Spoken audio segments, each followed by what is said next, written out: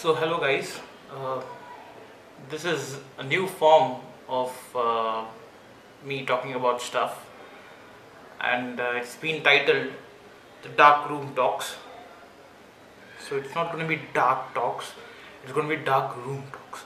They might be dark, they might not be dark, but they will be in a darker room. That's the basic idea. No matter how nonsensical it sounds, it's my idea. So, as you can see, the heading of my video is about the serial killing movies of 2018. Not serial killing movies, movies about serial killers made in 2018. So, I had the chance to see one of the four films that I'm going to talk about on the big screen.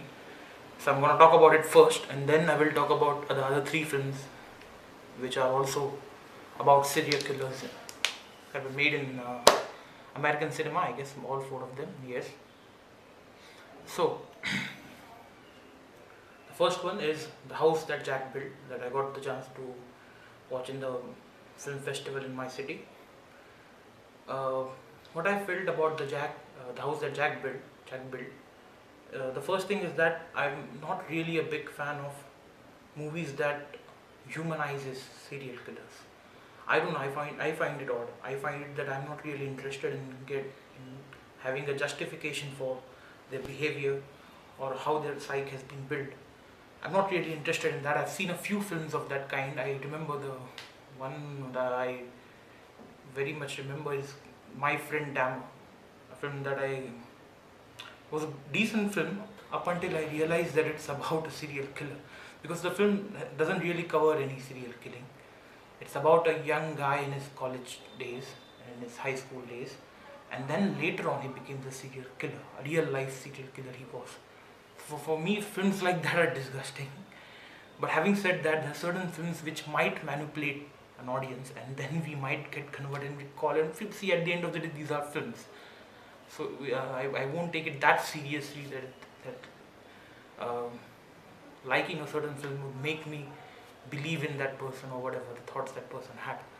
So the house that Jack built is very near to that boundary line, where it can make you it might make me feel disgusted, and it didn't make me disgusted. But the truth is that it didn't make me disgusted. And the reason for that is that the film is filled with so much content. So much content and so much philosophical content, so much symbolic content that it doesn't really mean. So when the serial killer really kills, it doesn't really mean the serial killer is just killing a person. There are a lot of things that the film wishes to say. Maybe sometimes a little too much. It becomes a little pretentious many a times. But the overall impact of the film is huge. It's huge. It had a huge impact on me. For example, I would talk about that one scene which I feel defines what the film believes in or what the film wants to say. If you haven't seen the film and you are excited about the film, you might skip this part of my video. It will be just for a minute, I guess. So you can just go ahead by a minute. So there's a scene where he kills his own family. He kills his wife, and I think there are 2 kids that he has. And he does that when they are all out on a picnic, hunting, mostly hunting, and maybe having a lunch in the jungle. That's what they have planned to do, and that's not, out of nowhere he starts killing his kids at first, and then his wife. And that scene is so huge in terms of the impact. It's the defining scene for me in the film. There are more horrific things that he does in the film, but this scene it just scares me so much that a normal person can turn that way at any moment, and you can't put a logic to it when you think about it from that perspective, that a serial killer, why and how he becomes a serial killer. But when you think about it from the perspective of the film, and what the film wishes to say through that, is that the whole scene is finished by a kind of a painting, not a painting, an installation that he creates of his own kids that he killed and his wife, and he arranges them in a certain way that it looks like that's the way people arrange killed animals, and they display it as a form of art or is a form of luxury, whatever. And and we are never disgusted by it. We don't feel disgusted when we see that kind of uh, artwork or whatever installation. But this makes us so disgusted. So I think that's the point of the film. That we humans, obviously, I'm not going to talk. You get the point. What it is, and the whole point of the film is somewhere related to that. I feel the house that Jack built. Again, a huge spoiler alert for someone who hasn't seen the film. Uh, the, the title of the film says the house that Jack built. So what the house is made of is actually dead bodies that he killed. So that again signifies to me that our house, in a sense, our earth, is made up of deaths. People, because even if you see, literally, our mud is made up of decaying matter, and that is human, that is animals, everything, and that ends up becoming our land, our mud. So I think that's what the film wishes to say. After this is not the end of the film. The house that I got told. After that, there is a 15-minute, I guess, 15 minute sequence in the film, which is very, very, very, very kind of in your face. That sequence where the filmmaker truly, he just loses all his loses the whole shit out of it. That film becomes too pretentiously artistic and all that. But leaving that aside, the film is very impactful. It makes you think, and it doesn't make it doesn't what we call it doesn't use those elements of gore, for example, to make you feel and to it doesn't make you enjoy that, basically. So what is a film like, a genre like slasher movies that we call slasher movies are basically, I think, they are enjoyable movies in a way. But in the house that Jack built, you're never enjoying whatever's happening. You just can't enjoy it. The pace of it, there is a bit of absurd humor to it, yes, sometimes, but not when the killing is happening. There are other moments in the film where the director has, I think, it's terrifically written in that sense and performed the film, where there is a lot of absurd humor here and there, but when the actual killing is happening, you're not really finding anything funny. It is disturbing, and I feel that it's one of those films that I don't think I would ever watch again, because I don't want to be in that mindset that I was. It was a wonderful film, but I just don't want to be in that mindset. Second film now I'm going to talk about, again, about serial killer. This, I think, was a fictional. I'm not sure. House that Jack built, even I'm not sure whether it was based on true events. I don't think it was based on true events. So the second film that I'm going to talk about is Summer of '84, which in my opinion is my favorite movie of the last year, 2018. I've seen so many movies. I've seen around 70-80 movies in English language, and including a bit more foreign language movies. Or I belong to India. I've seen countless Indian movies as well in the year. So, but this film is something that I think I will watch again and again. So opposite to that, the house that Jack built. Summer of '84 is just pure nostalgic. It makes you go back to that time. It's obviously set in the '80s, but it also made me go back in my childhood, in my vacations, my summer vacations, when we kids used to come together and we used to do some things which we would never discuss with the adults. These were our little secrets and kind. And the whole vacation was kind of an adventure ride for us. So I had that feeling here, but here it becomes very, very real and very hard. I would say the adventure doesn't stay an adventure. It becomes a very hard-hitting, disturbing film too, but in a very different way. Not in a way that a house that Jack built is disturbing. This is the kind of enjoyable disturbing that I would say. It's a film that I would recommend to everyone. I won't say anything more than that, because I feel that you should enjoy this film without knowing much about it. But I would say that you get the feeling of the films like, say, Stranger Things, the series, or the It film that I really loved. That kind of surrounding that the film has, the backdrop that the film has, is similar to that. But what the actual events happening are much different. from those films. The third film, is the film that I'm going to talk about now, is the film that I just watched. I just watched it today, and it's called The Clover Hedge Killer. It's a little similar to Summer of '84 in terms of the actual plot line, where there is an accused, and whether or not that accused is the actual killer or not. So that is similar to Summer of '84, but the tone of the film here is much different. Um, the tone of the film is much different. It also pushes the boundary of a serial killer movie, that how important is predictability in a film. Do you think that if you can predict the climax of the film, or whatever the twist of the film, does that make the film, does that weaken the film in some way? And this film makes you believe that it doesn't, because in the first 15 or 20 minutes, I guess, you are the whole secret has been revealed. There is nothing left to be revealed, and even things that happen after that, there is no other big twist in the story that makes you say, "Oh, my earlier theory was wrong."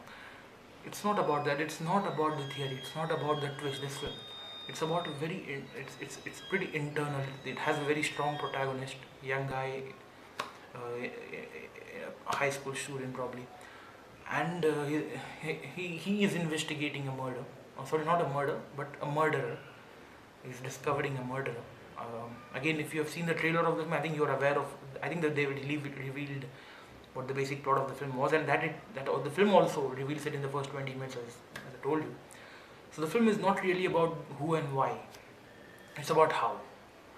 So it's a very unique film. Again, I would say a very similar setting to Summer of '84, but the tone of the film is completely different, and it makes you feel different.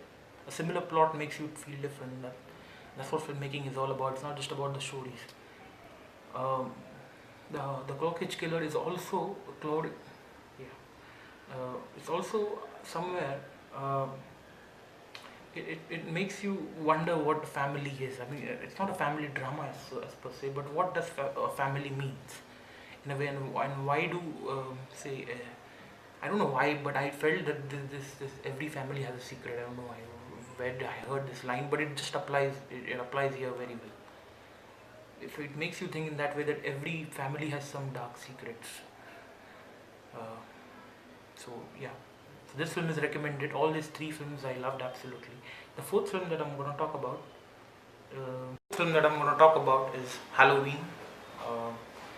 I have to admit that I haven't seen any of the films of the Halloween series before, and this was my first time watching the film, and I thoroughly enjoyed it. I think this is what pop culture horror film should be. I feel it doesn't make you think in that sense that that you feel depressed about it, but it's just pure thrill. It's just the pure thrill of the feeling of horror, or it's just so beautifully choreographed kind of an horror. We all know it's not going to be deep and all, but it's just enjoyable. It's fun, and I think that such films need a very solid protagonist. So here too, there was the actress Jamie Lee Curtis. I haven't seen the previous films, but yet I could understand what that woman has gone through. So that's how the film was written, and maybe it was performed that way. That you understand the legacy of the whole phenomena of this Halloween is the serial killer. It's interestingly, many people in the film try to interpret what this man would be thinking about. What would be his ideology, if he has an ideology of killing people? Why does he kill people and all that? But he never says a word. I mean, that is again, I feel, a trait of a very good commercial film. It's not bothered about the philosophy. It doesn't need an ideology. It just needs what he needs to do is just kill people, and people need to stop him from killing themselves, or kill him back, whatever. That's pure fun, and such films I would call as are films that again you can watch repeatedly. Hence, these four films. If you know some other films made in 2018 which are also about serial killers, please write them down in the comment. And which is your favorite film out of all these, or if beyond this, serial killer movies, your favorite serial killer movies, or in general thriller movies. The other film that I'm going to just slightly talk about is Us. the Jordan Peele movie. Um, there are a lot of movies made today about the whole 80s nostalgia, um, the 80 pop culture references. I feel that the films that I talked about now, Summer of '84 or even Halloween, they have that element in them, which is about the 80s and all. The horror of that time, rather, or the spirit of that horror is from that time. But when I see a film like Us, this is something beyond time. First of all, it's beyond time. It's not restricted to any kind of a time. But more than that, it's today's horror cinema, and it's the horror cinema that we call is the redefined horror cinema. And Jordan Peele has done it twice. He did it with Get Out. But there was more humor in Get Out than there is in Us. There is still some humor in Us. I found it. I found some moments. But Us is a huge film. It's a film that you can't really get wholly when you watch it the first time. It needs at least twice. You need to be watching it twice. Other thing is that I was blown away by the performance by Lupita Nyong'o in that film. I feel that last year we saw Hereditary, where the lead actress, I forgot her name, I'm sorry. She's also one of my favorite actors. Gave a smashing performance. I can't find a better performance. Again, I've seen so many movies from that year. I can't find a single performance that's closer to her performance. And yet she was obviously ignored at all the major awards that are there in Hollywood. And the same might happen with Lupita Nyong'o. It might not happen. Maybe the one reason is that because it's a Jordan Peele film, so I guess the Academy might just give her a nomination, because already she's also an Oscar winner. So I think that might work for. But it happens, it would be great, because it's a performance of some other level. I mean, you just get blown away by her. Just looking at her perform, I think it's for that alone you can watch this film twice or thrice. Forget the film after that, how good the film is. That's a bonus. It's not a bonus, it's a primary thing, but yeah, that's how good the performance is, my point is. And there are a lot of theories that people would come up with Us, but I think in an ideal world, Us is a film which shouldn't be bounded to one single theory. It's a film that we all will have our own takes on. So I do have my own takes on. I think it was a bit about extremism, which whatever videos that I've seen, no one has talked about that. I feel I think the basic essential thing that most of the videos have talked about is that it's about the haves and the have-nots.